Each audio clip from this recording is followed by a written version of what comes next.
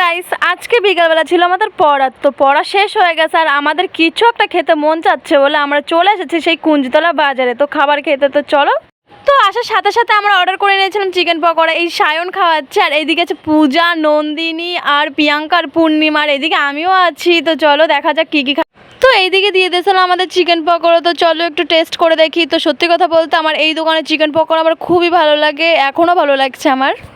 আর এই দিকে দেখো গাইস আমাকে কপালটা যে এতই খারাপ, আমরা আসার সাথে সাথে কারেন্ট চলে গেছে। তো কিছুক্ষণ পরেই কারেন্ট চলে আসছিলো চাউমিন দিতে না দিতে। আর এই দিকে এই মায়ের খাওয়া দেখো, তো চাউমিন খানাও ওই খাচ্ছে, তো সব ওর টাকাই খাচ্ছে এনে বসে বসে। আর কি করব, আমাকে খাওয়া এই কাজ।